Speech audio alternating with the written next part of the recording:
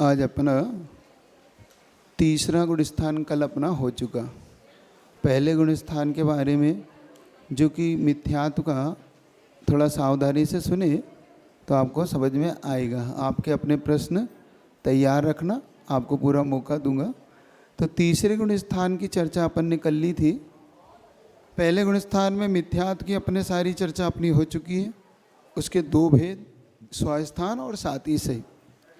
फिर अपन ने साधारण स्थान की चर्चा की जो सम्यक दृष्टि गिरकर बनाता है। जब उसके काल में उपसम सम्यक दर्शन के काल में एक समय कम से कम अधिक से अधिक 6 आवली रहती है, तब यह जीव उस स्थान को पाता है और नियम से ये मिथ्या दृष्टि बन जाता है। ये गिरता हुआ गुण स्थान है। इसमें 3 गतियों में जा सकता है, लेकिन नरक में इस गुण स्थान के साथ नहीं जाता।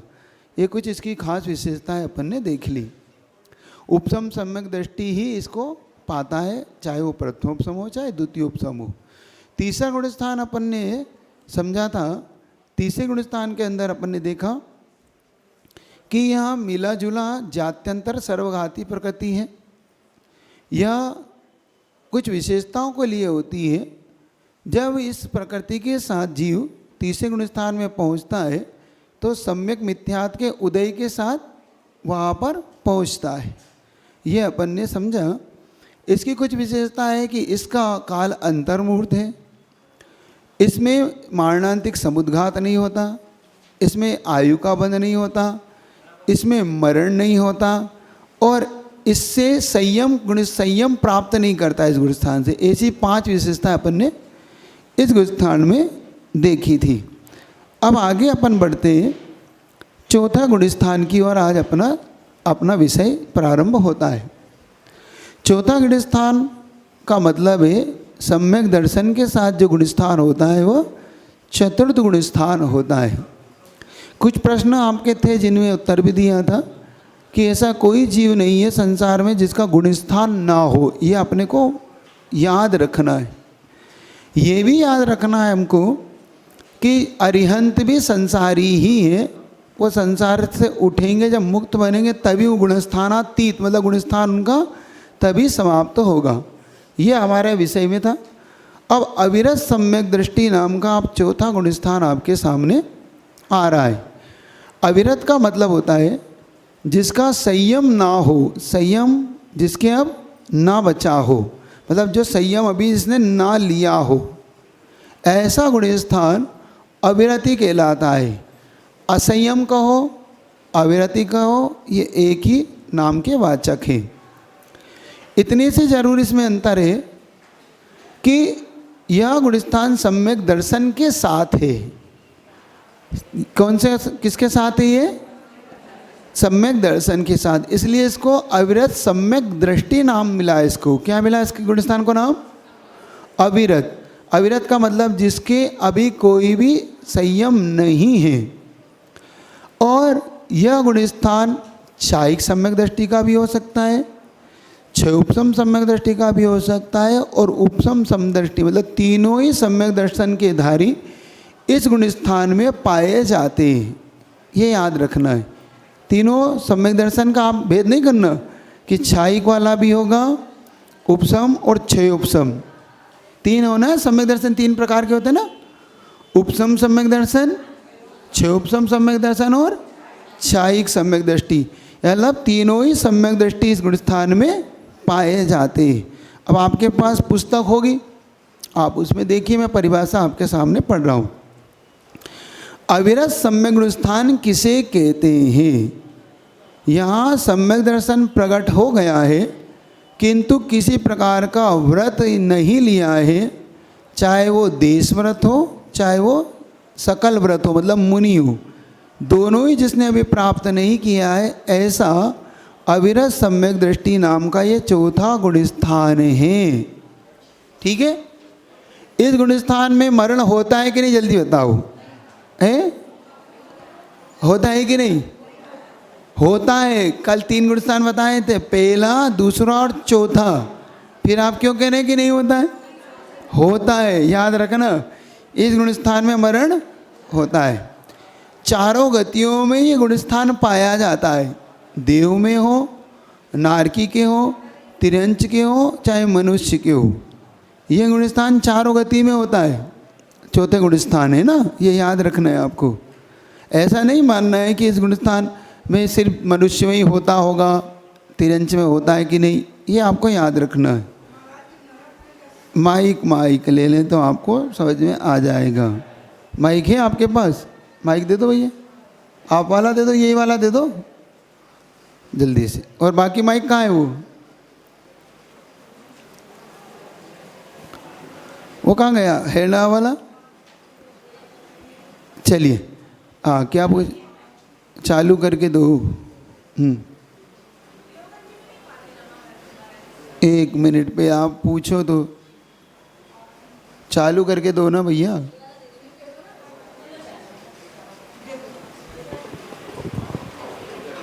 हेलो।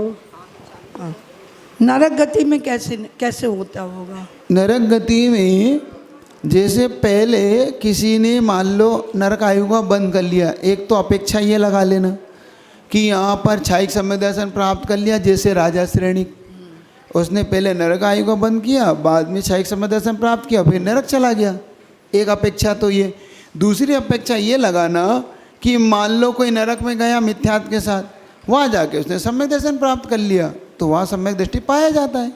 तो वहाँ पुरुषार्थ तो कर नहीं पाता, तो कैसे पुरुषार्थ क्यों नहीं कर पाता है? तो इसके लिए जाति स्मरण है, कोई देव का द्वारा संबोधन है, और वेदनानुभव, 3 कारण है वहाँ पर। धर्मोपदेश, जाति स्मरण और वेदनानुभव, ये 3 कारण वहाँ पर सम्यक दर्शन के दिए गए हैं। तो किसी ने मान देव आया नीचे तीसरे नरक तक संबोधन कर सकता है, उसने संबोधन किया। तीसरे नरक से नीचे वेदना होती है ना, जब वहाँ मार पड़ती है, दुख पड़ता है, तो पूछता है मुझे क्यों हो रहा है, तो वो अपनी जाति स्मरण याद आता है, हाँ मैंने उस समय बात नहीं मानी और आज मैं उस पाप के कारण नरक में आया हूँ, अब मैं सच्चे देवसाय गुरु को मानूंगा। अब उसके भाव बनते तो सम्यक दर्शन प्राप्त कर लेता है, अथवा उसे अपने अवधि ज्ञान से अपने पूर्व के पापों को याद कर लेता है। इन कारणों से जाति स्मरण, वेदनानुभव और धर्मोपदेश, इन कारणों से वहाँ सम्यक दर्शन बन जाता है। यही पुरुषार्थ है। और एक बात याद रखना, सबसे बड़ी बात ये होती है, जब दुख होता है तब हमें जल्दी सम्यक दर्शन होता है। सुख में कम चांस है, दुख में ज़्यादा चांस है सम्यक दर्शन होने के, क्योंकि दुख में हमें भगवान याद जरूर आते हैं। तब हमें सच्चे भगवान की ओर हमारी दृष्टि चल जाए तो हम सम्यक दृष्टि बनने में हमें समय नहीं है, फिर मिथ्या छूटने में भी समय नहीं। लेकिन दुख में अगर तुम भटक गए, अब क्या करूं, यहाँ तो बात नहीं बन रही, वहाँ चलता हूँ, तो मिथ्या दृष्टि भी हो सकती हो। ये भी याद रखना, मतलब आपके अंदर ये भाव आ गया तो ठीक है। चलिए, क्या पूछ रहे हैं? 1 मिनट, आप माइक ले लें, पीछे ले लें, आगे ले लें, कोई भी। स्थावर जीवों में कैसे होता होगा, जैसे पृथ्वी का? नहीं, स्थावर मैंने पहले ही बता दिया, 5 स्थावर, 2 इंद्रिय, 3 इंद्रिय, 4 इंद्रिय और असंज्ञ पंचेंद्रिय मिथ्या दृष्टि ही होते हैं। ये सम्यक दृष्टि नहीं होते। सम्यक दृष्टि का अधिकारी है संज्ञ पंचेंद्रिय, वही अधिकारी है, ये याद रखना। चलिए, आपको कोई पूछना था?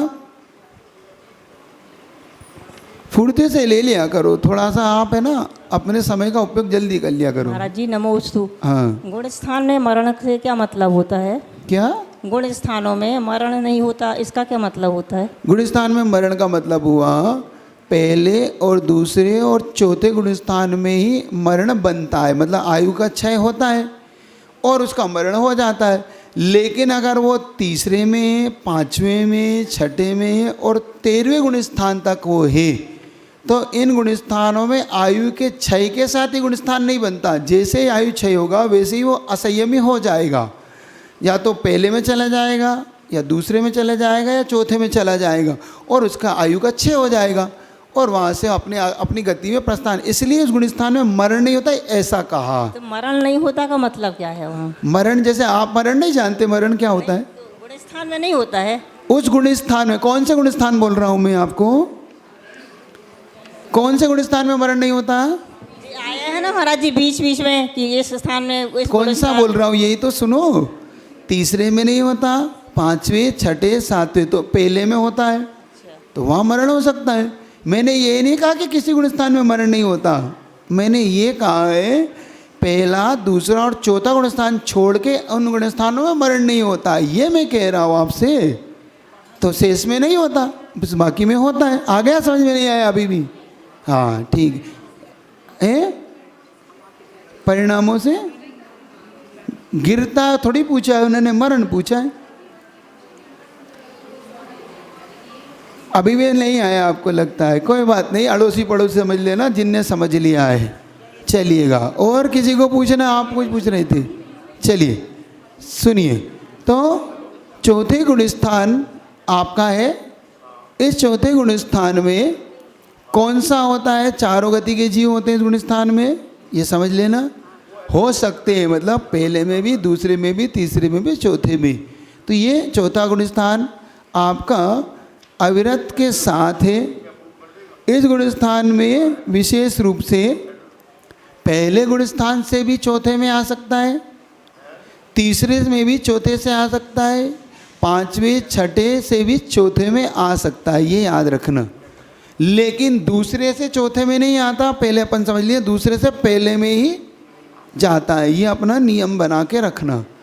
तो चौथे गुण स्थान में कहाँ कहाँ से आ सकता है? पहले से, तीसरे से, पांचवें से और छठे से, ये आपको याद रखना है, ठीक है। यहाँ से सीधे गुण स्थान से अपन यहाँ पे आ सकते, असंयमी हो सकते हैं, ये याद रखिएगा आप। ये गुण स्थान तीनों सम्यक दर्शन के साथ होता है, ये भी बता दिया। क्षोभसम सम्यक दर्शन, क्षायिक सम्यक दर्शन और उपसम सम्यक दर्शन के साथ हो सकता है। इसमें उपसम सम्यक दर्शन का काल कितना होता है? तो अंतर मुहूर्त कितना काल होता है, ये याद रखना। और क्षोभसम सम्यक दर्शन का अधिकतम काल कितना हो सकता है? तो 66 सागर कितना हो सकता है? और कम से कम अंतर मुहूर्त, कम से कम अंतर मुहूर्त और अधिक से अधिक 66 सागर, और बाकी बीच का काल जो बन जाए वो बना लेना, ठीक है ना। तो जगन्य काल अंतर मुहूर्त, उत्कृष्ट काल 66 सागर, और बीच का फिर जो बन जाए वो उसके अंतर मुहूर्त से ज़्यादा और 66 सागर से कुछ कम, ठीक। आ गया आपको समझ में? और क्षायिक सम्यक दर्शन का काल अनंत काल है। क्षायिक सम्यक दर्शन का कितना काल है? क्योंकि अनंत इसलिए कि ये कभी भी मिथ्या दृष्टि अब नहीं बनेगा। क्षायिक सम्यक दृष्टि कभी भी अपनी जीवन में अब मिथ्या दृष्टि नहीं बनेगा, क्योंकि इसकी 7 प्रकृतियों का क्षय हो चुका है, जिन कारणों से ये मिथ्या दृष्टि बनता था। अनंतानुबंधी 4 चली गई, मिथ्या चला गया, सम्यक मिथ्या चला गया और सम्यक प्रकृति, ऐसी 7 प्रकृति अब इसकी नष्ट प्राप्त हो सकी। इसलिए अब कभी भी ये मिथ्या दृष्टि, शासन सम्यक दृष्टि, सम्यक मिथ्या दृष्टि नहीं बनेगा, ठीक है।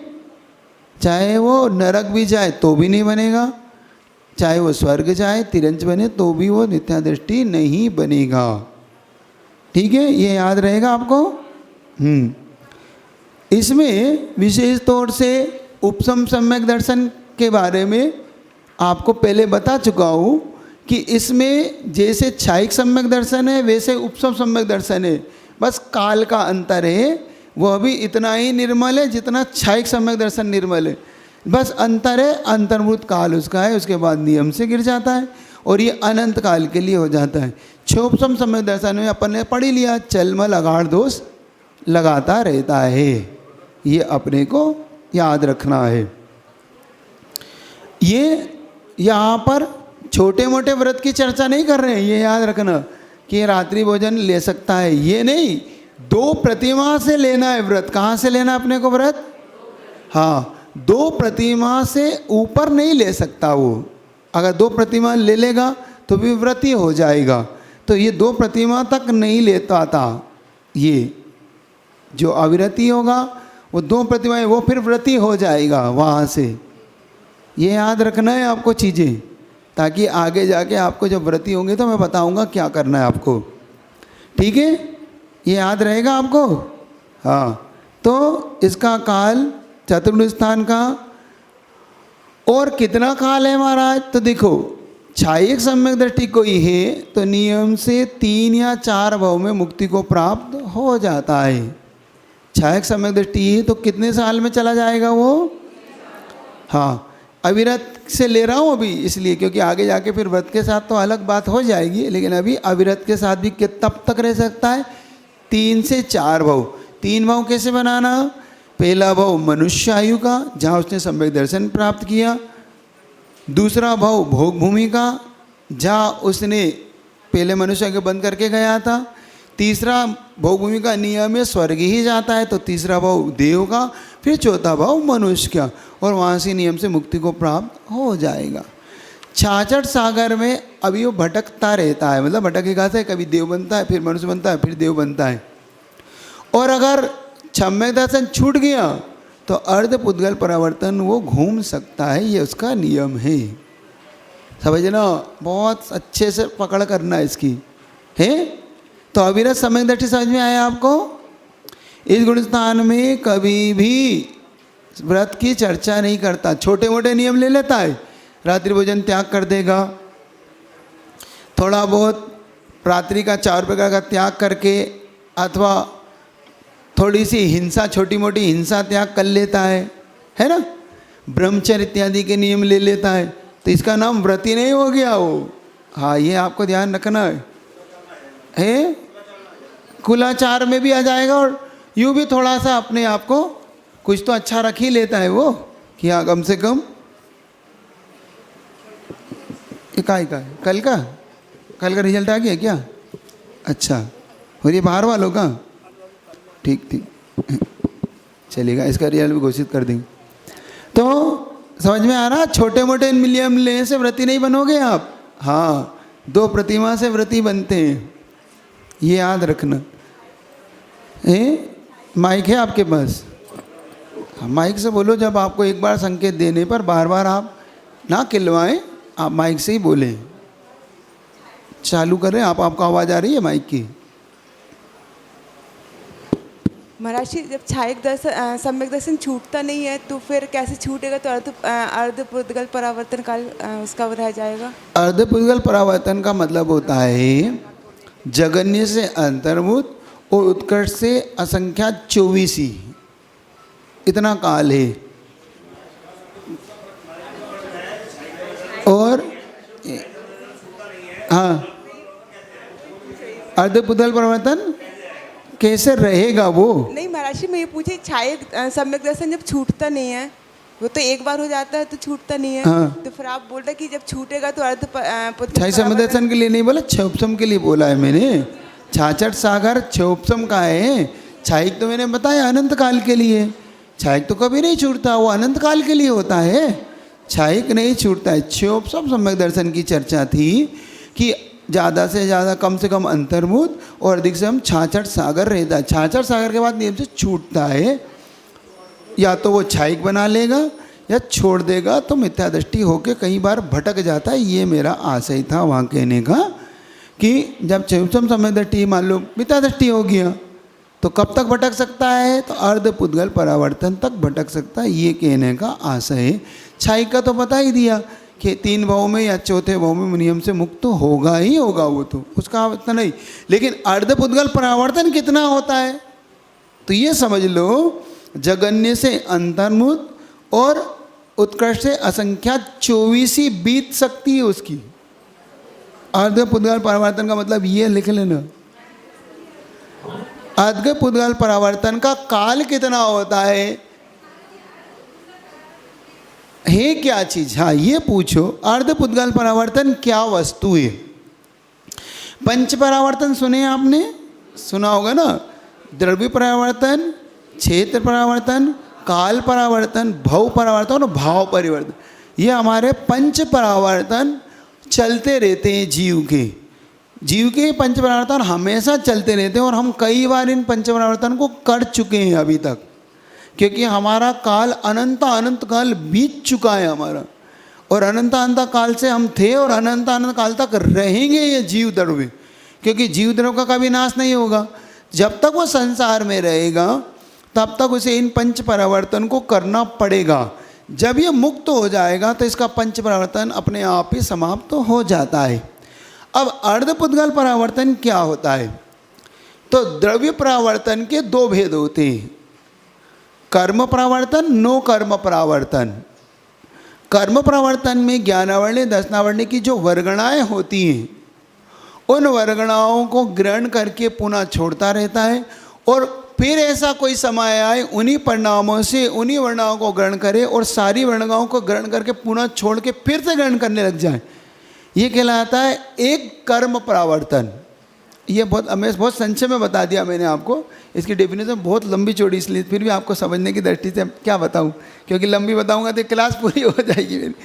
और नो कर्म परावर्तन का मतलब होता है ये हमारा जो शरीर है, औदारिक वैक्रियक आरक।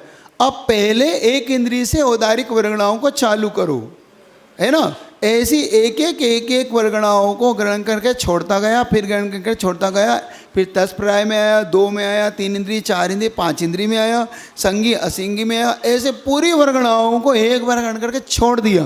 फिर पुनः उन्हीं परिणामों में उसी काल में, जैसे मतलब हुंडा सर्पणी का काल लिया आपने, हुंडा सर्पणी ले लिया या अवसर्पणी काल ले लो, हुंडा सर्पणी अब कब आएगी, तो अवसर्पणी काल का प्रथम समय लिया, उन वर्गणाओं को ग्रहण किया, फिर वही वर्गणा उसी काल के दूसरे समय में बंधे, ऐसे एक एक करके वर्गणाएं छोड़ते जाओ, बनते जाओ, और तब पूरी वर्गणाएं जब पूरे काल बीत जाए 6 ही काल, तब अब एक बार तो इसको बोलते हैं नो कर्म परावर्तन। तो इन द्रव्य कर्म परावर्तन और नो कर्म परावर्तन जो पहले पूरा हो जाता है उसको बोलते हैं अर्धपुद्गल परावर्तन। इस अर्धपुद्गल परावर्तन काल को बीतने पर आपकी मुक्ति का एक दौर शुरू होता है, ये इसको बोलते हैं। अब इसको बहुत अच्छे से समझना।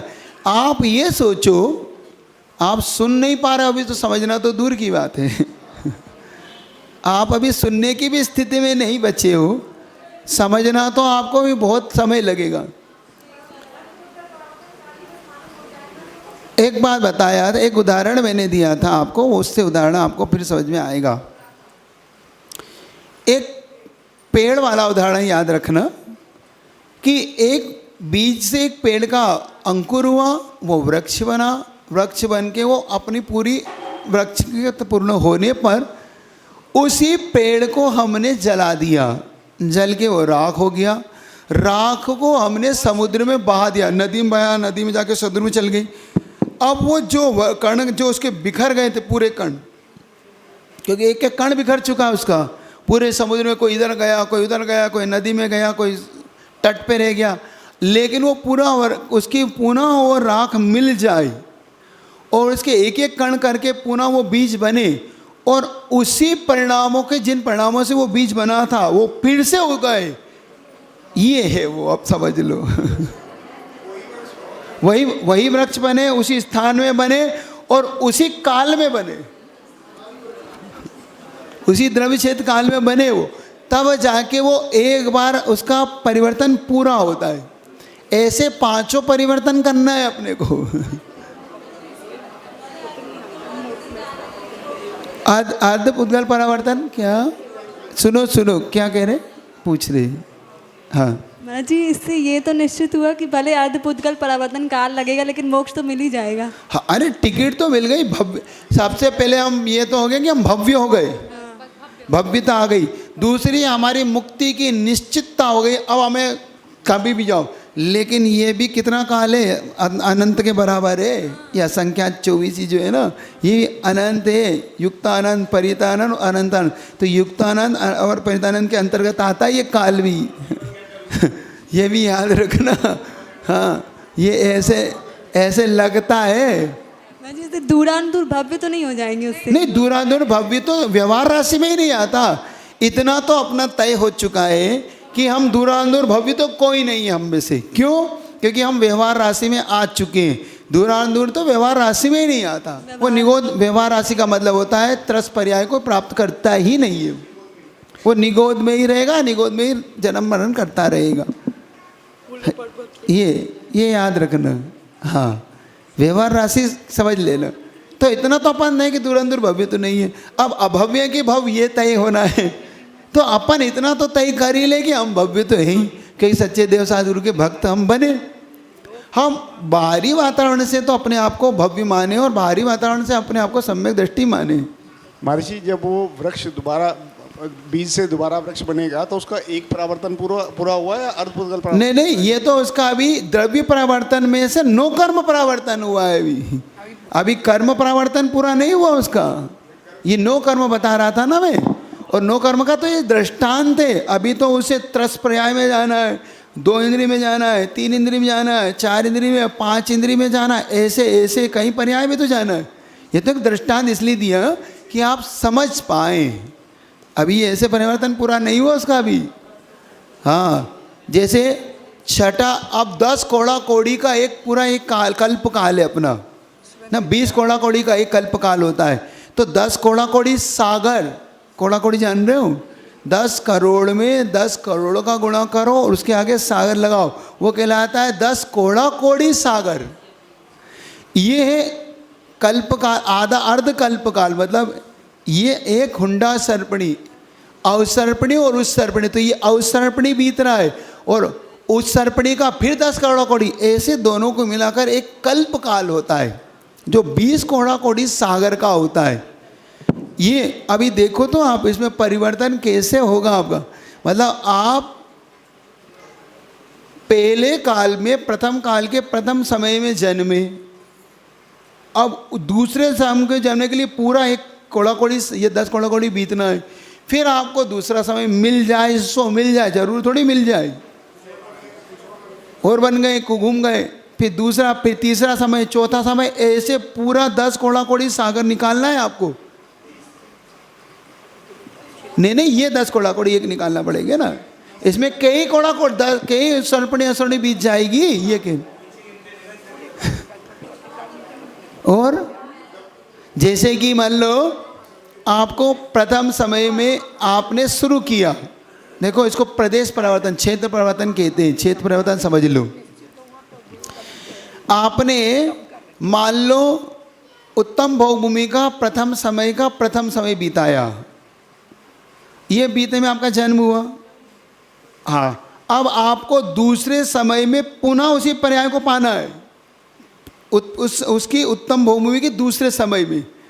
ऐसे घूमेगा ये पूरा काल, घूमते घूमते आपको पूरा काल परिवर्तन करना है, तो वेस्ट हो गया आपका। हाँ, वो उस काल में जन्म होना चाहिए उसी पर्याय में, बार बार बार। इसलिए पंच परावर्तन से डरो, लेकिन हम कितनी बार, कई बार कर चुके हैं। क्योंकि अपना कितना काल, अनंत काल बीत चुका है अपना इस पर्याय में। कई बार 2000 सागर यूं बीत जाता है, यूं। समझना आप कितना एक गहरा है। चलिएगा, तो अविरत सम्यक दृष्टि के बारे में थोड़ा सा, इससे एक भय उत्पन्न करो अपने अंदर, संवेग भाव लाओ कि देखो मैं कितना काल परिवर्तन करूँगा, कब तक मैं भटकूँगा। आप पूछते हैं महाराज हमें कब तक भटकना है, ये सही है, अर्धपुद्गल परिवर्तन सहज नहीं है। फिर भी सम्यक दृष्टि होते ही आपकी सिल लग जाएगी कि अब आपका काल अर्धपुद्गल ही बचा है, लगते ही। इसलिए सम्यक दर्शन की महिमा समझो, सम्यक दर्शन की महिमा गाओ, सम्यक दर्शन को प्राप्त करो, इस मिथ्यात को छोड़ो। ये मिथ्यात इसलिए कहता हूँ, समस्या कितने साल की है, 10, 20, 50 साल की। आयु कितनी है, 10, 20, 50 साल की। इस आयु के साथ हमने अगर मिथ्यात्व में रह गए तो कितना लंबा काल परिवर्तन करना है अपने को, अनंत काल। समझ रहे हो? चालू है बंद है? आप पूछ लो चालू करके। समझ में आ रहा है आपको? हाँ, हंस लो या पूछ लो। नहीं महाराज जी, जैसे हम लोग आवृत्ति में कोई प्रतिमा, मोहे यहाँ लगाओ आपके। हाँ, कोई प्रतिमा नहीं है, आविरत है, नियम से चल रहे हैं, तो क्या कहलाएंगे? मतलब हाँ, आप इतने कहलाओगे कि अविरत के साथ आपका कम से कम त्याग भाव है, व्रत भाव नहीं है। एक दो चीज चलती है, एक त्याग भाव, एक व्रत भाव। मिथ्यात्व में आएंगे। नहीं, सम्यक दृष्टि के अलावा क्यों क्यों मैंने बताया ना, असंयम के 4 गुण स्थान है। मिथ्यात्व के साथ असंयम, सासाधन के साथ असंयम, सम्यक मिथ्यात्व के साथ असंयम और अविरत सम्यक दृष्टि मतलब सम्यक दर्शन के साथ असंयम। तो कोई बात नहीं, हम देवसास गुरु के सच्चे भक्त बन के असंयम में भले ही हैं, लेकिन कम से कम सम्यक दृष्टि तो हैं। ये तो पहले सम्यक दर्शन के लिए अपनी जी जान लगा दो, ये भाव उसी के नाम समर्पित कर दो। क्या कह रहा हूँ? सम्यक दर्शन के लिए ये भाव समर्पित कर दो कि इतना अनंत काल बीता मिथ्यात्व के साथ, एक ही जुआ खेल लो मेरे कहने से, एक की ये भाव तो मैं सम्यक दर्शन के लिए ही लगाऊंगा। कुछ हो जाए मिथ्यात्व में मैं नहीं पढ़ूंगा, कुछ हो जाए मुझे मिथ्यात्व में नहीं पढ़ना। इसीलिए तो कहा था कि एक तरफ आप जा रहे हो और एक तरफ कोई भयंकर सर्प हो, वो कैसा हो, जहरीला, काटते ही मर जाए ऐसा सर्प हो, और एक तरफ कुदेवों का मंदिर हो, तो सर्प से कटा लो, कुदेवों से बचो। क्यों? क्योंकि एक ही भाव में खराब होगा, और तुम कुदेवों की शरण में चले गए तो अनंत भाव खराब होंगे। इसलिए कह रहा हूँ मत जाओ। समस्या है थोड़े दिन की, समाधान अपने आप निकल आते हैं सम्यक दृष्टियों के। पहले भी कहा सम्यक दृष्टि की परीक्षा होती है, थोड़ी परीक्षा देना सीखो, मत जल्दी से अपने हताश हो, मत निराश हो। मन होता है थोड़ा चंचल होता है, क्या करें महाराज, दुख है, परिवार का दुख नहीं देखा जाता, स्वयं का दुख नहीं देखा जाता, लेकिन इस दुख के चक्कर में ही तो हम मिथ्या दृष्टि बने रहे। हम अघृत मिथ्या दृष्टि बताया था ना, इस शरीर के चक्कर में ही अघृत मिथ्या दृष्टि बने हम, इसी को ही हमने सब कुछ माना है। अब इस शरीर से ऊपर उठ के अपनी आत्मा को कुछ मानो और इस सम्यक दर्शन के लिए थोड़ा सा भाव करो। समझ में आ रही बात? इसीलिए गुणस्थान पढ़ाना मेरे को आपको जरूरी था। आप माइक हैं आपके पास, बार बार कहना पड़ता है आप लोगों से। आप पहले जिसको बोलना हो कपड़े आपने पहले माइक मंगा लिया करो। महाराज जी, ये अदर कास्ट में जो भी व्यक्ति हैं वो कोई भी सम्यक दृष्टि नहीं होंगे क्या? क्योंकि उनकी अगर सच्चे देव गुरु पे आस्था नहीं है तो नहीं होगी। अगर वो सच्चे देव गुरु साथ पे आस्था बना लेते नहीं, तो वो तो अपने देवी देवता पे ही विश्वास नहीं। ऐसे कई लोग होते हैं जो वीतरागता को मानते हैं, सराग छोड़ देते हैं। मैंने एक उदाहरण दिया था कि खाफर खेड़ा गांव है नागपुर के पास, है ना, रामटेक के पास। वहाँ पर 20 से 25 परिवार शेड्यूल कास्ट, एकदम जैन नहीं, कुछ नहीं। लेकिन जब से पूज्य गुरुदेव रामटेक में पहुँचे तब से पूरे परिवारों ने सिर्फ वीतरागता की आराधना करते हैं। उन्होंने सारे सारिक देवता, सराग देवता बाहर कर दिए घर से। उनके घरों में उन्होंने स्वाध्याय के स्थान बना रखे, सारा मांसाहार, सारा शराब सब त्याग दिया। वो बार बार एक ही बात कहते हैं कि बस हमारे लिए आर नहीं देने को मिलता, हम पूजा नहीं कर पाते, तो गुरु जी का इसको भी कर्म का उदय मानो, कोई बात नहीं। बाहर से अभिषेक देखते हैं, मंदिर जाएंगे, बाहर से अभिषेक खड़े होकर देख लेंगे, गंदों तक ले लेंगे, आहार दान की अनुमोदना करते हैं, पोजीशन में आएंगे और 5-5 उपवास करते हैं, 10-10 उपवास करते हैं। वो आप नहीं करते हो, उनकी जैसी भक्ति करने में आपको पसीना आ जाएगा, मैं बता रहा हूँ। और कुछ नहीं, टोपी लगाते हैं, बिल्कुल सिंपल कुर्ता पजामा पहनते हैं और एक लाल टिकट लगाते हैं, उनकी अपनी परंपरा के हिसाब से बिल्कुल सिंपल रहेंगे और बहुत भैयावर्ती करेंगे, साधुओं की खूब रहेंगे, स्वाध्याय सुनेंगे, अपने उपास इत्यादि करेंगे और बस गुरु जी की शरण में रहते, कोई मिथ्यात्व नहीं मानते। तो हो सकता है ऐसे युग को सम्यक दर्शन हो जाए, में क्या दिक्कत है? ये याद रखना है अपने को। हम अपने आप को बहुत अच्छे से रखें। अंजन चोर सम्यक दृष्टि निशंक होकर गया, चांडाल, लोमड़ी, ऐसे कई। उनके पूरा जन्म का पुण्य होगा ये।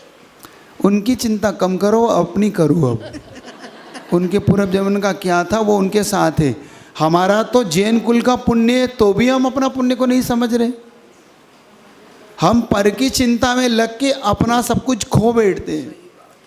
पर का उदाहरण तो इसलिए दिया जाता है कि तुम्हारी आत्मा, सोई आत्मा जग जाए, थोड़ा अपना बहुमान जागृत हो जाए कि हम किस कुल के हैं, हमें वीतरागता कैसे मिली है, इसलिए दिया जाता है, ना कि मुझे कोई उनके लिए कोई विशेष है। वो तो है ही, वो अपने आप में वो ऐसे अपन जैसे ही जैन कुल में से भटके हुए लोग हैं कि उस कुछ पाप करने की वजह से उस कुल में जन्म हुआ, लेकिन आज उन्हें फिर पुनः ऐसा प्राप्त हो गया, लेकिन उन्होंने पूजा नहीं की होगी, आराधन नहीं किया होगा, तो उसका दुष्परिणाम आज उनके जीवन में आ रहा है। आज देना चाह रहे तो नहीं दे पाते, वो परिणाम है ना।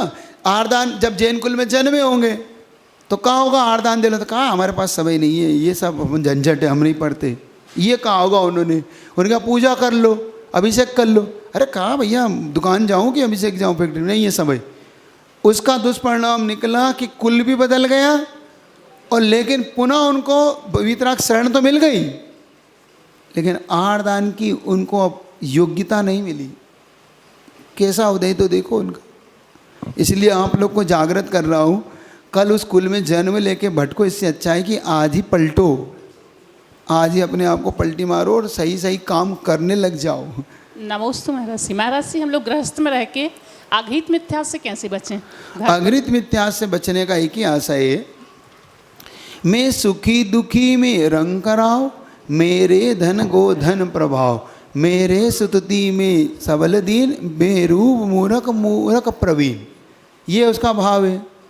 मतलब जब अपन शरीर को ही अपना सब कुछ मान लेते हैं, इस भाव से अपने अंदर ये भाव प्रकट करो, ये सब कर्म के उदय हैं, इन कर्म के उदय में मुझे सुख दुख हो रहा है, ये जीव का सुख दुख नहीं है, ये कर्म के उदय में जीव सुखी दुखी हो रहा है, ये जीव नहीं हो, ये कर्म का उदय है। मैं कैसे सुखी दुखी हो सकता हूँ? मेरा स्वभाव तो बिल्कुल भिन्न है, मैं तो अनंत काल से शुद्ध आत्मा बनने के लिए तड़प रहा हूँ, और एक बार मैं स्वभाव में आ गया तो मुझे विभाव की क्या ज़रूरत है?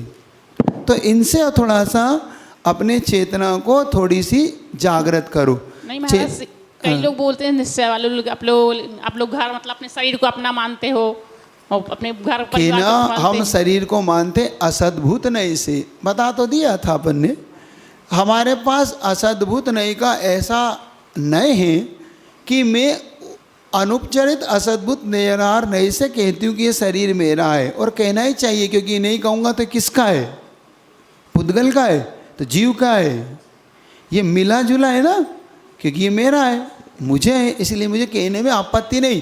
लेकिन इसके मरण में मेरा मरण है, उसके जीवन में मेरा मरण है, ये अघृत मिथ्यात्व है, समझे ना। अब राम सीता को अपनी पत्नी कहेंगे कि नहीं कहेंगे? नहीं नहीं, वो पर है, ऐसा कहेंगे? लोग ये बोलते हैं कि आप लोग मिथ्याती हैं, सम्यक दृष्टि नहीं है। कौन ने कह दिया मिथ्या दृष्टि? निश्चयवादी लोग बोलते हैं, मतलब कह रहे तुम लोग क्यों सम्यक दृष्टि बोलते हैं अपने आप? इनको तत्व का ज्ञान नहीं होने से, मैंने कल बताया था ना, जिनके पास आगम के नेत्र होते हुए भी अंधे बने हुए हो, जिनको यही नहीं पता है कि शरीर को किस अपेक्षा से अपना कहा जाता है। और मैं पूछता हूँ, जो ये कहता है वो अपने परिवार को अपना परिवार कहता है कि नहीं, उससे पहले पूछ तो लो। अपन से ज़्यादा लिप्त तो वो लोग रहते हैं, अपन से ज़्यादा लिप्त तो वो लोग रहते हैं ऐशो आराम में। कौन रहता? अपन इसकी विवक्षा नहीं करना चाहते, हम तो ये कह रहे हैं उनके शरीर की फिक्र में वो डॉक्टर पास जाते कि नहीं? जब तुम अपना शरीर नहीं मानते डॉक्टर पास क्यों पहुँच जाते हो? दुकान खोलते हो कि नहीं? क्या दूसरे की दुकान खोल रहे हो? अपनी मान के ही तो खोल रहे हो। ये दुकान मेरी है, ये बेटे हैं, ये पत्नी है, जिनके साथ रह रहे हो, क्या मान के रह रहे हो? और अगर तुम पढ़ो उसको पर मान रहे हो तो फिर व्यभिचार का दोष आएगा। पहले ये तो कहो मेरी पत्नी है, तब उसके साथ आप अपना संबंध रखोगे, वरना क्या कहोगे दूसरी है, तो फिर तो गड़बड़ है आपका। क्या कहेगे आप उसका उपयोग कर रहे हो? क्या उसके साथ रह रहे हो? कुछ भी कुछ कहने से सब कुछ थोड़ी होता है, पहले उसके भाव को पकड़ो। तो क्यों कहता है? हाँ, वो व्यवहार सम्यक दृष्टि है। ये पीछे मैं कहूँगा, मुनि तुम्हें तो छोड़ दो, मैं इसको अपना कहूँगा कि नहीं कहूँगा? इसकी सुरक्षा करूँगा, इसको अपने पास रखूँगा। क्यों? क्योंकि ये मेरा उपकरण है, ये मेरे पे उपकार करता है, इसको कहूँगा नहीं तो फिर सब गड़बड़ हो जाएगा, कोई भी उठा के चल देगा, आओ महाराज तुम्हारी नहीं तो लाओ हमें दे दो, तो फिर 7 कदम से ज़्यादा मैं चल ही नहीं पाऊँगा। सुनो तो, समझो तो, क्यों कहा जाता है, कब कहा जाता है, ये तो समझो। लेकिन हाँ, उसमें रचपच जाना, इतना रच जाना कि आपको ही अटैक आने लग जाए, आपका ही ब्लड प्रेशर उसके बढ़ने से आपका बढ़ जाए, तो कहीं कहीं फिर शंका उत्पन्न होती है कि भाई ये क्या हो रहा है। इतना मानो, हाँ ठीक है, स्वीकार करो, हाँ मेरे थे चले गए, कर्म के उदय मेरे पास अब नहीं है वो, ये तो स्वीकार कर लो पहले। समझ में आ रहा है ना आपको? कोई दोष नहीं है, सम्यक दर्शन में कोई दोष नहीं लगता। हाँ, क्या मान के नहीं कि ये शरीर मेरा है, ये असद्भुत नहीं से मेरा है, मुझे मिला है कर्म के उदय में, इसलिए मेरा है, इसकी रक्षा भी मैं करूँगा, रक्षा करना मेरा दायित्व है, क्योंकि मुझे इससे संयम पालना है, मुझे देव साध गुरु की भक्ति करना है, इससे मुझे अपने लिए सबके लिए अपना स्वाध्याय कैसे होगा, मार्ग कैसे खुलेगा। ऐसे तिलांजी नहीं ली जाती इसको कि शरीर है तो चूल्हे में डाल दो, ऐसे डाल दो क्या है, ऐसे डाल दो क्या मुक्त हो जाएगा क्या। ये व्रत की बातें करके लोगों को बहकाओ नहीं। मैं तो कह रहा हूँ, स्वाध्याय करके तो छोड़ दो, कुंद महाराज भी लिखते समय क्या थे, जिनको तुम अपना सब कुछ सर्वज्ञ मान रहे हो कली काल का, वो क्या थे जब वो लिख रहे थे।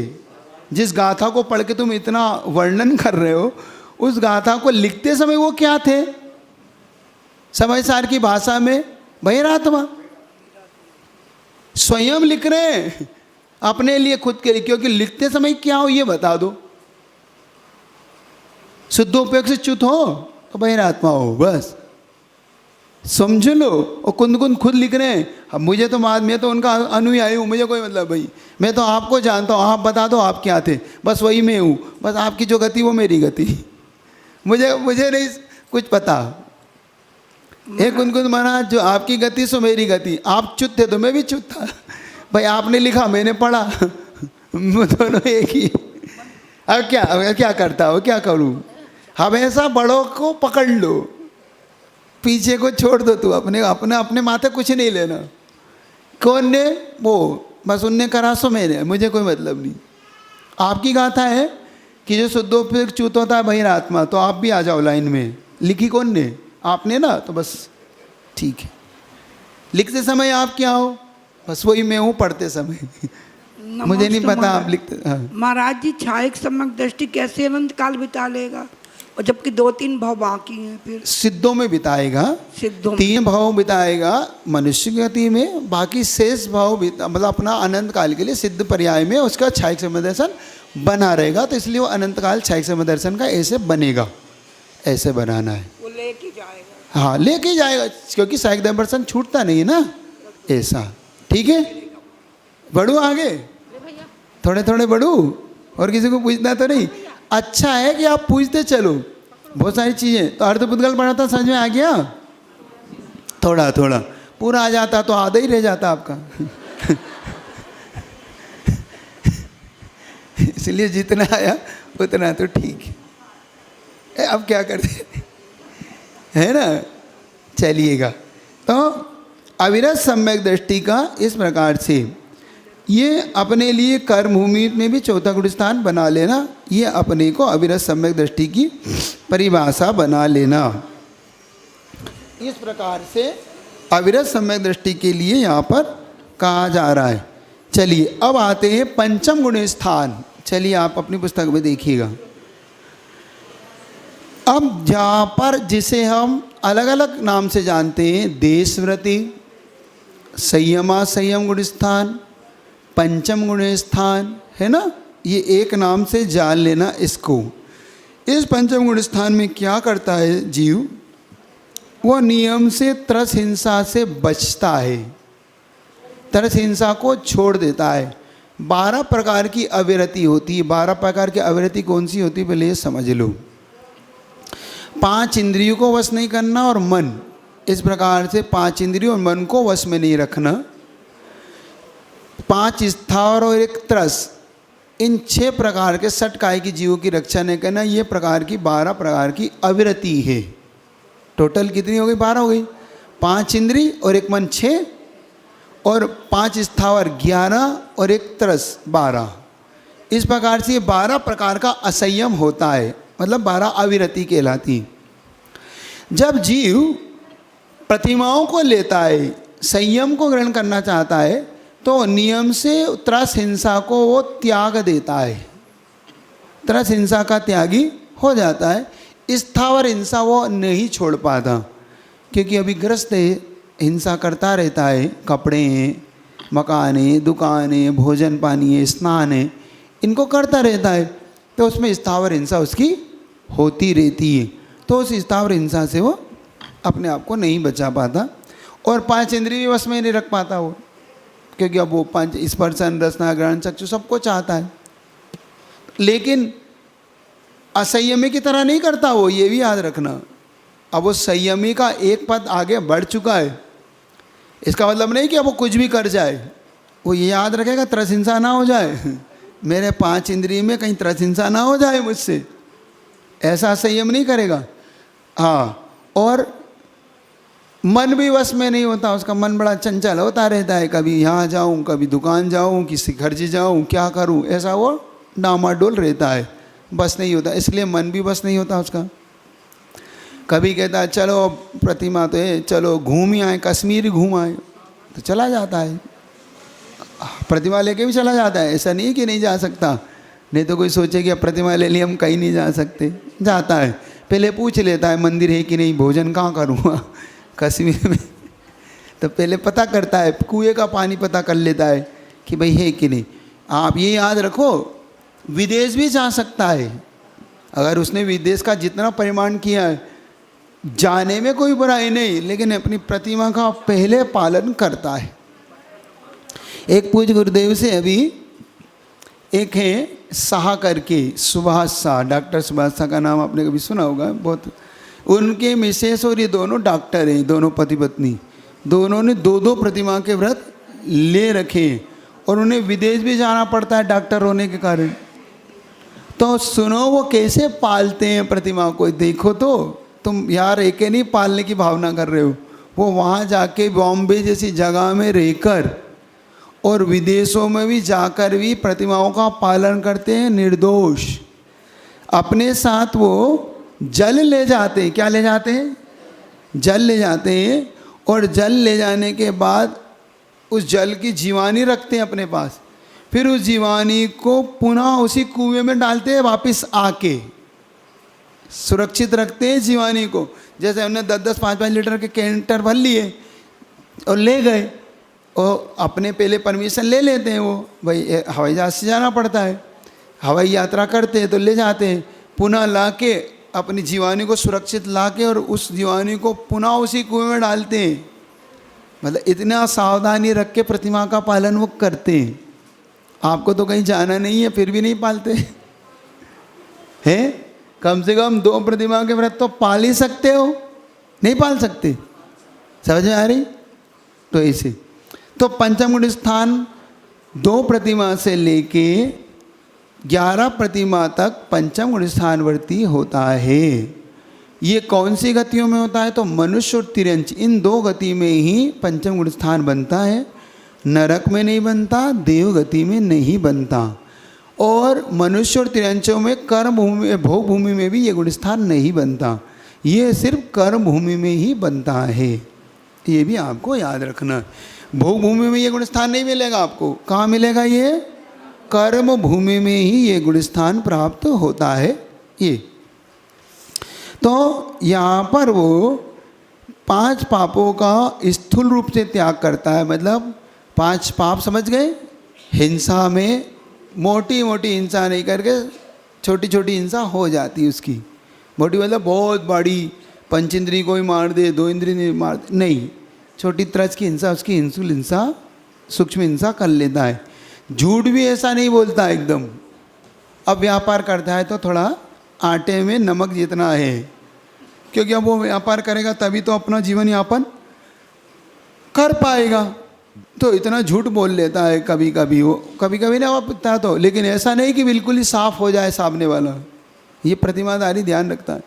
चोरी भी उसके कुछ कुछ दोष लग जाते हैं, उसके अत्याचार पढ़ लेना है ना, कुछ कुछ अब अपनी पत्नी इत्यादि पति इत्यादि से रखता है, बाकी का त्याग करता है। और परिग्रह परिमाण कर लेता है कि इस ताप परिग्रह के बाद में नहीं रखूँ। इस प्रकार से स्थूल हिंसा स्थूल पाप का त्याग करके और तरस हिंसा का छोड़ के बाकी 11 अविरति के साथ वो पंचम स्थान पा जाता। एक बात और इसमें आप समझने योग्य समझना, ये हर व्यक्ति के लिए अलग अलग होगा, ये कानून एक जैसा नहीं बनेगा। इसमें एक बात ये भी आपको थोड़ा सा दे देता हूँ कि किसका कानून किसके साथ। मान लो कोई त्रियंच पंचम स्थान बनती बन रहा है तो वो तुम्हारा कानून वहाँ लागू नहीं होगा। हाँ, ये पहले। हाँ, मान लो अब मछली है, वो पंचम स्थान लेके वहाँ पे व्रत पाल रही है, अब तुम्हारे जैसे पानी नहीं छानेगी वो, लेकिन तुम उसका अनुसरण नहीं कर सकते। हाँ, इसलिए नहीं तो तुम कह दो हम भी पानी नहीं छान के पिए, मछली नहीं पी रही है, तो ऐसा नहीं चलेगा आपके लिए। हाँ, कोई मगरमच्छ है, कोई सिंह है, उसका पंचम स्थान अलग है। शक्य का अनुष्ठान यहाँ पर लगा लेना, अशक्य को नहीं कर सकता, लेकिन तुम्हारे लिए तो कानून लगेगा। अब तुम्हारे में, और देखो अब 4 वर्ण है, चारों वर्णों में पंचम स्थान हो सकता है, ब्राह्मण में, शूद्र में, वैश्य में, क्षत्रिय में। तो क्षत्रिय का भी अलग भाव होगा। अब इसमें क्षत्रिय का पंचम स्थान अलग प्रकार से पालेगा, वो युद्ध पे भी जाना पड़ सकता है उसे सामयिक के काल में युद्ध भी लड़ना पड़ सकता है। ये सामयिक करने नहीं बैठ पाएगा वो, क्योंकि उसको अभी देश बचाना है, मुनि महाराज की रक्षा करना है, तो उसके लिए सामयिक इतनी जरूरी नहीं जितना युद्ध जरूरी है। लेकिन तुम कहने लग जाओ कि हम भी सामयिक ना करें तो नहीं, क्योंकि तुम्हारे लिए तो युद्ध कर रहा है वो कि तुम अच्छे से सामयिक कर सको, और तुम कह रहे हो कि वो नहीं कर रहा तो मैं भी नहीं करूं, ये नहीं चलेगा। वो युद्ध लड़ किसके लिए रहा है? आपके लिए तो लड़ रहा है कि भैया तुम प्रतिमाधारी हो तो तुम अच्छे से सामयिक कर सको, क्योंकि अगर उसका राज हो गया तो तुम्हें सामयिक क्या, तुम्हें तो धर्म ही नहीं करने देगा वो, तुम्हारा धर्म बिगाड़ देगा। समझ आ रही बात? तो उसका अलग होगा, क्षत्रिय का, वैश्य का अलग होगा, शूद्र का अलग होगा। अब वो शूद्र के लिए अलग है, क्योंकि अभिषेक नहीं मिलेगा तो बाहर से ही देख के वो उसका हो गया अभिषेक, और अपने गुणस्थान को पाल लेगा वो। अब तुम कह दो मैं अभिषेक नहीं करूं तो तुम्हारा बिगड़ जाएगा। समझ रहे हो कि नहीं? तो तुलना अपने से किसी की नहीं करना, अपने अपने सबके अपने अपने नियम हो गए और अपने अपने हिसाब से गुणस्थान हो गए। ये कानून थोड़ा समझ में आ रहा आपको?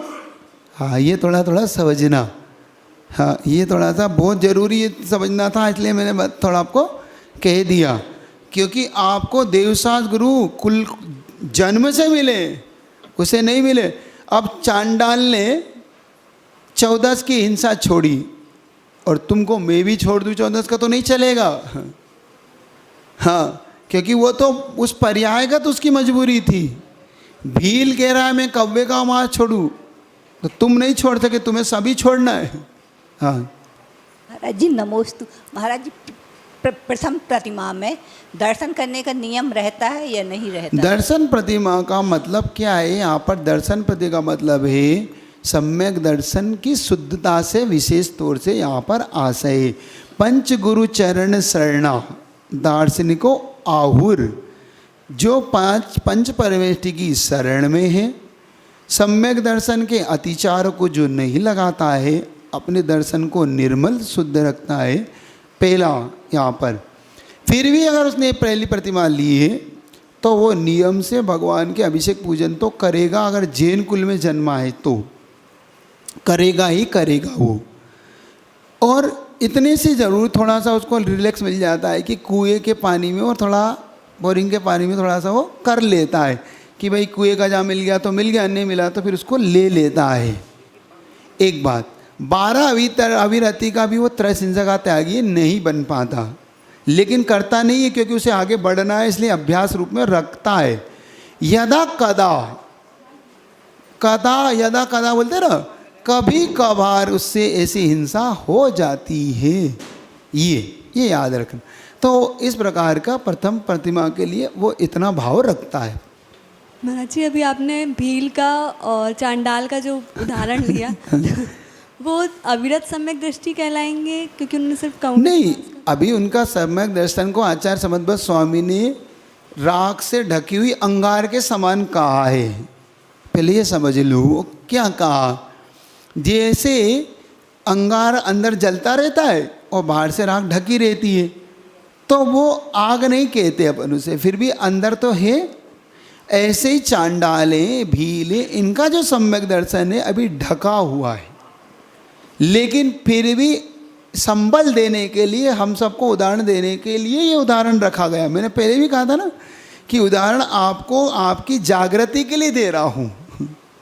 तो वहाँ उनका सम्यक दर्शन इसलिए उनको कह देते हैं। देखो निसंकित अंग में ये प्रसिद्ध हुए, देखो इन्होंने सुअर को प्रसिद्ध अभय दान में प्रसिद्ध करा। तो वहाँ पे अलग अलग विवक्षाएँ लगा लेना। तो पंचम स्थान इतने रख लेता हूँ, आपका कल का रिजल्ट आपको घोषित कर देता हूँ।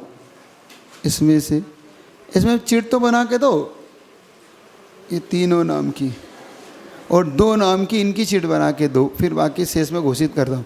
तो रिजल्ट आप सुन लेना, 1 मिनट में रिजल्ट सुन। पेपर दिया आपने, कल दिया था पेपर, सरल था कठिन था? बहुत सरल था। इतना तो आपने अब बहुत कुछ सीख ही लिया है। तो आगे से आप लोग इन पेपरों को अच्छे से पेपर देते रहे, और महाराज यहाँ रहे चाहे ना रहे, फिर भी आपको पेपर देता रहना है। आप लिंक को लेते रहे और देते रहे, कहीं भी हम रिजल्ट ऐसे ही घोषित करते रहेंगे आप लोग। महाराज श्री के 2 प्रतिमा में 17 प्रकार के नियमों का प्रतिदिन चार्ट बनाना जरूरी है क्या? 17 प्रकार के जो विकल्प होते हैं, नियम होते हैं, जैसे असल में महाराज जी मुझे इतना ध्यान है, एक बार पंडित श्री बैनाड़ा जी ने, रतन जी चंद जी बैनाड़ा जी ने ये बतलाया था कि 2 प्रतिमा में 17 नियमों का प्रतिदिन एक चार्ट बनता है। कौन सा चार्ट है वो? वो चार्ट मतलब ये हो गया कि अगर हमारा दिग्व्रत तो ठीक है, आजीवन हो गया, देश व्रत आदि का जो घटी बड़ी होती है वो यम और नियम के बारे में कहना चाह रहे होंगे जी। यम लेते हैं आजीवन के लिए और नियम लेते हैं कुछ काल पर्यंत के लिए। तो उनका मानना ऐसा होगा, मान लो तुमने देश व्रत ले लिया, तुमने ये भारत से बाहर का त्याग कर दिया, तो अब तुम रोज भारत के जिस कटनी के अंदर रह के क्या क्या जाओगे ये कर लो नियम। परिग्रह मान लो तुमने ले लिया 100 जोड़ी का, तो आप आज कितने जोड़ी वापरोगे? 5 जोड़ी 10 जोड़ी, इसका नियम ले लो। ऐसा वो कहने का भाव रखते होंगे। ऐसे हरी वगैरह का त्याग तुमने ले लिया 50, तो आज 10 लूँगा 5 लूँगा, ऐसे ही भोजन 3 बार का नियम रखा, आप 2 ही बार लूँगा, 1 ही बार लूँगा, अष्टमी को 14 को उपवास करूँगा। इस प्रकार के कुछ नियम वो वहाँ कर लेता है, ये उनका भाव होगा। प्रतिदिन चार्ट बनेगा उसका? नहीं, कर लो ना कि 1 महीने तक आप 5 ही हरी रखूँगा, बात खत्म हो गई। ये नियम कर लिया और 1 महीने पर्यंत कर दिया ना आपने उस नियम को, यम को नियम में बदल दिया, ये है वहाँ पर, और कोई नहीं। नमस्ते महाराज जी। हाँ माइक, हाँ। जैसे बच्चों की नज़र उतारते, छोटे बच्चों के, बड़े आदमियों की नज़र उतारते हैं, तो वो मिथ्यात्व में आता है कि नहीं आता है? धर्म मान के उतारते हो? धर्म नहीं महाराज जी, अब जैसे तबीयत खराब है, डॉक्टर से धर्म मान के तो नहीं उतारते ना, वो तो ठीक, धर्म मान के नहीं उतारना, आप दवा मान के उतारना। धर्म नहीं मानना उसको, धर्म मानने में गड़बड़ है, वो मिथ्यात्व है। अगर धर्म मान के करते हो तो दवा मान के ठीक है, डॉक्टर के पास जाते हैं, सो वो दवा है और ये उसकी दवा है। जैसे मैं जो दूसरे कास्ट के व्यक्ति अपने बच्चे की नज़र उतार रहे हैं, तो वो तो अपने भगवान का नाम ले रहे हैं, तो वो मिथ्यात्व में आएगा क्या? आप तो अपने भक्तामर पढ़ के उतार दो ना, काहे को जा रहे हो किसी के पास? कैसे उतारे महाराज जी बच्चों की नज़र? वो तो इतने लोग बेटे इनसे पूछ लेना, ये सब उतारते रहते हैं।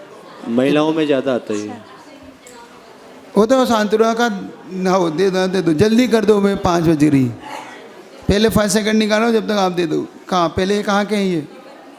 कटने वाले बाद में, पहले बाहर वालों को दो।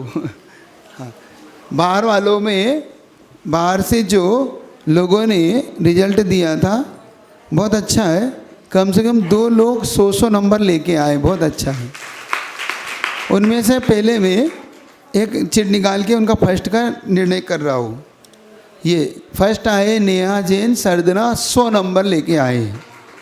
तो जो रेखा जैन शाहपुर अपने आप सेकंड हो गई, वो भी 100 नंबर लाई हैं। तो फर्स्ट उनके नाम और सेकंड इनके नाम। थर्ड आए सुमित्रा जैन हाँसी 98 नंबर। बाकी बहुत से लोग 97 नंबर लाए हैं। वो राशि जैन, संयम जैन, सुदे जैन और प्रयाग जैन 97 नंबर के साथ ये लोग आए हैं। और आप पिछली बार जो फर्स्ट आए तो आज आए, आ जाओ। ये दिल्ली से ये 100 नंबर लेके पिछली बार फर्स्ट आए थे जब अपन ने इनके लिए यहाँ से घोषणा की थी। अब कटनी वालों की घोषणा कर देता हूँ, ठीक है। कटनी में 3 लोग हैं जो 94 नंबर के साथ आए हैं। अब तीनों में से एक एक उठा देता हूँ। पहले फर्स्ट की उठा देता हूँ। तो फर्स्ट है अर्चना जैन, अनुराग जैन 94 नंबर है। यहाँ पे नहीं है आईसी बोर्ड। अच्छा, वो पहले आप फर्स्ट आए थे सर। दूसरे हैं सत्येंद्र जैन 94 नंबर, दूसरे नंबर पर। और तीसरे मधु जैन, शैलेन जैन तीसरे नंबर पर 94 नंबर के साथ आप हैं। इस प्रकार से बाकी मीनू, नीलू, मोंटी, मुक्ता ये सब 92, 92, 92 और 90 नंबर के साथ हैं। जम्बूदीप का कहाँ है? मेरे पास चिट अब मेरे पास ऊपर ही रखा होगा वो, ठीक है। बोधि समाधि प्रणाम सिद्धि सात उपलब्धि।